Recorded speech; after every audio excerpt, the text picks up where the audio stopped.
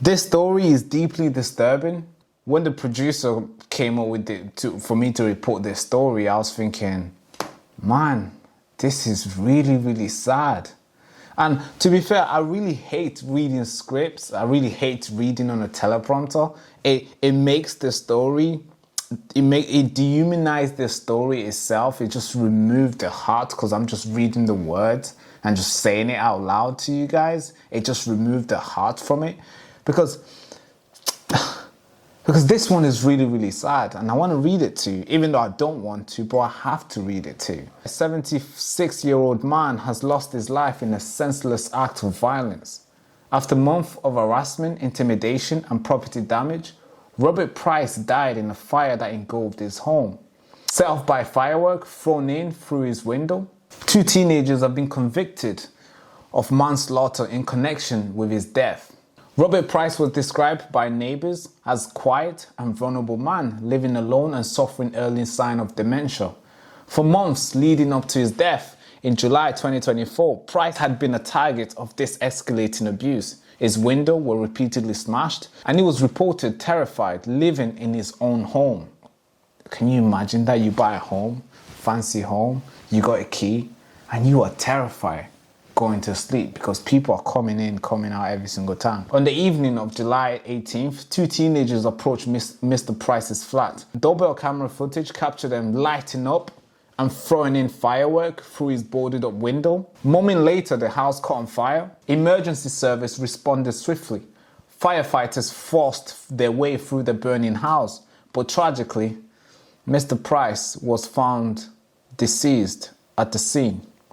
He died from smoke inhalation and burns through his body. 18-year-old Nathan and 16-year-old, who are cannot named due to legal restriction, were arrested and charged with manslaughter. Yes, manslaughter, not murder, manslaughter. Yeah, it's insane. During the trial, the court heard that the attack was neither accidental nor it was impulsive. Prosecutor described it as a calculated act, with teens showing clear disregard for the consequences. The footage that you're watching right now was these guys after they set up the fire. They ran away from the scene as obviously the house erupted into flames. Oh man, this is really, really sad to read and to even know about. The judge in handling the sentence last week called their action utterly reckless. The 18-year-old was sentenced to 6 years in prison. 6 years, really? And the 16-year-old received 2 years and 8 months in a younger offender institution. What? 2 years? This guy's going to be out really soon. He's literally going to be walking the street the next couple months to come. That's insane. The statement from Mr. Price's family expressed heartbreak over the death of a man who had been gentle, trusting, and increasingly isolated. They thanked the police and fire service for their effort and asked for privacy as they grieve. Local councillors and community leaders in Dagenham have described this attack as shocking and shameful. Antisocial behaviour in this area has been a growing concern, and Price's death has ignited the debate again, calling for protection for vulnerable elderly residents. One neighbour who asked not to be named has something to say, and here's what it says. Oh, we knew that Robert was being harassed. We reported it, but it didn't stop and they didn't do anything. This should never have happened. Yeah, that's kind of strange. If you reported it, why is the police not doing anything? Why did they not act on this? Robert Price lived his final days in fear as a 76-year-old man. Tonight's story stands as a painful reminder of the consequences of unchecked harassment and the urging for compassion and vigilance in our community.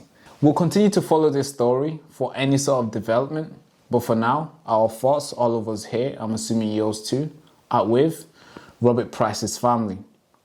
I hope they get the help that they deserve because this should not have happened.